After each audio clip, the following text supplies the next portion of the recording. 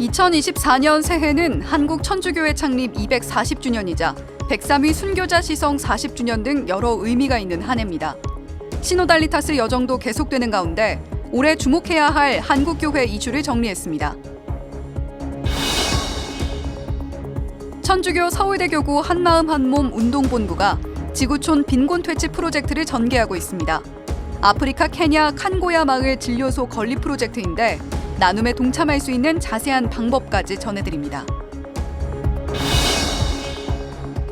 이번 주일은 예수님께서 공적으로 드러난 사건을 기념하는 날인 주님 공현 대축일입니다. 또 하나의 주님 성탄 대축일이라고도 불리는 주님 공현 대축일이 성탄과 어떻게 다른지 짚어봅니다.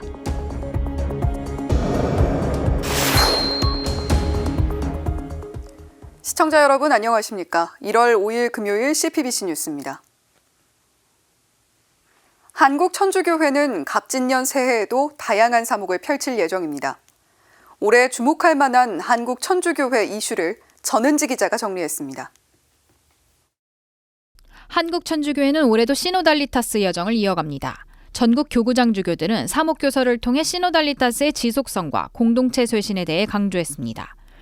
일회성 어떤 이벤트가 아니라 우리가 살아야 되는 그런 모습이다라는 것을 우리 모두가 다 이제 함께 알아듣고 모두 각자의 위치에서 그런 어떤 시노드 교회를 향한 그런 노력이 같이 필요하지 않는가. 교구장 주교들은 신자 모두가 생태계를 위한 실천에 앞장서고 코로나19 팬데믹 이후 무너졌던 신앙 회복에 앞장설 것을 당부했습니다. 각 교구 공동체는 가정복음화, 가난한 이들과의 연대, 또 신앙선조의 복음 열정을 계승할 수 있는 활동에도 나섭니다. 한국교회의 공동체 쇄신을 위한 다양한 노력은 10월 바티칸에서 열릴 제16차 세계주교 시노드 제2회기에 맞춰 진행됩니다. 올해는 한국천주교회 창립 240주년입니다. 또 1984년 이루어진 103위 순교자 시성이 40주년을 맞는 해입니다. 이에 따라 한국교회는 시복시성 준비와 순교자 현양운동에 매진할 예정입니다. 서울대교구는 초대 조선대목구장 브류기에르 주교와 김수환 추기경, 한국순교복자 가족수도의 창설자인 방유룡 신부의 시복시성 절차를 밟을 예정입니다. 가경자 최양업 신부의 시복은 기적심사 절차를 앞두고 있습니다. 한국교회는 세계교회와 발맞춘 신앙여정에도 동참합니다. 프란치스코 교황은 2025년을 희년으로 선포했습니다.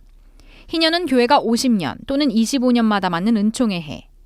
각 교구는 희망의 순례자들을 주제로 한 두 번째 희년 준비에 들어갔습니다. 또 한국교회는 2027년 열릴 서울 WID를 위한 준비에도 만전을 기하고 있습니다. 지난 12월에는 서울대교구장 정순택 대주교를 위원장으로 하는 지역조직위원회가 공식 출범했습니다. 2024년은 수도회에도 특별한 해입니다.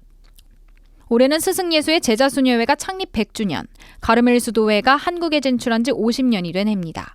각 수도회는 창립을 기념하며 희년 선포와 미사 등을 봉헌할 예정입니다. CPBC 전은지입니다. 서울대교구 한마음 한몸 운동본부가 지구촌 빈곤퇴치 캠페인을 펼치고 있습니다. 어렵고 힘든 이웃을 돕는 캠페인에 참여한다면 갑진년 새해를 더욱 의미 있게 지낼 수 있을 것 같은데요.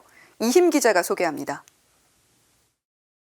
새해를 나눔으로 의미 있게 시작해보는 것은 어떨까요? 천주교 서울대교구 한마음 한몸 운동본부가 새해를 맞아 지구촌 빈곤퇴치 프로젝트를 실시하고 있습니다.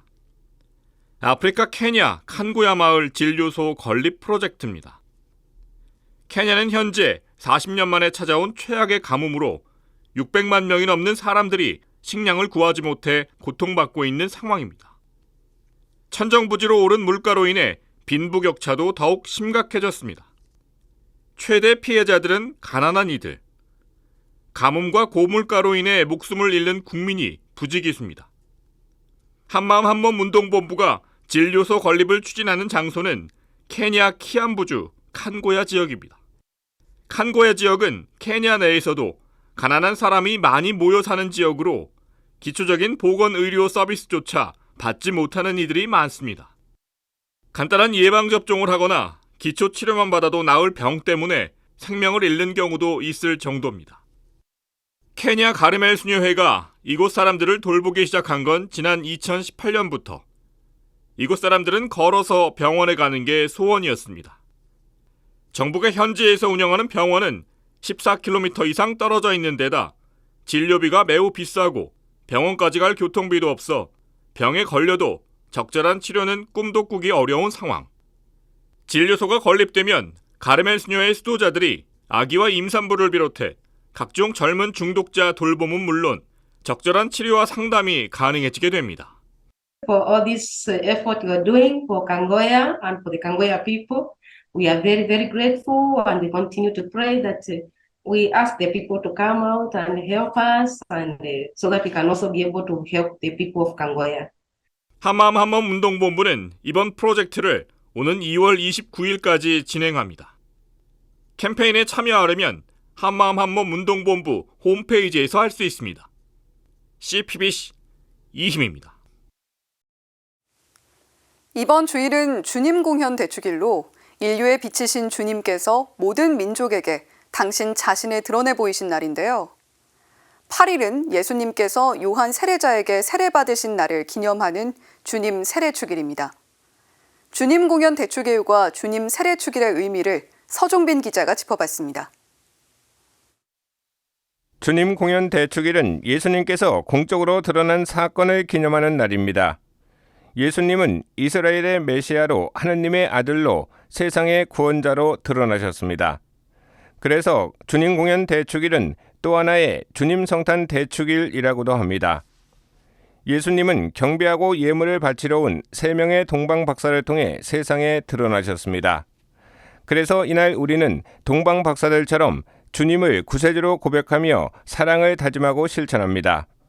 이들이 예수님께 바친 황금은 왕권을, 유향은 그리스도의 신성을, 모략은 그리스도의 희생을 상징합니다. 주님 공연 대축일에는 특별한 전례 예식이 없습니다. 성탄 시기에 속해 있기 때문입니다. 그래서 주님 성탄 대축일에는 하느님께서 취하신 인성에, 주님 공연 대축일에는 인간 가운데 드러난 주님의 신성에 초점을 맞춥니다. 교회는 주님 공연 대축일 다음 날에 주님 세례 축일로 지냅니다. 이날은 예수님께서 세례자 요한에게 세례 받으신 일을 기념합니다. 그렇다면 죄를 짓지 않으신 예수님께서 왜 굳이 하지 않아도 되는 세례를 받으셨을까요? 성경에 따르면 예수님은 세례를 받은 후 하느님의 영이 예수님 위로 내려왔고 하느님의 음성이 들려왔다고 기록하고 있습니다. 이는 죄가 없는 예수님이 죄에 물든 우리의 짐을 함께 지고 나가자는 연대의 의식으로 볼 수 있습니다. 세례는 우리가 하느님과 새롭고 인격적인 관계를 맺는 시작입니다. 아울러 그분이 가르쳐 주신 새로운 삶을 시작하는 것입니다. 세례는 일생에 딱 한 번 받을 수 있으며 세례 성사는 부득이한 경우를 제외하고는 주교나 사제가 집전합니다. 아울러 세례를 받은 후에는 세례명을 바꿀 수는 없습니다.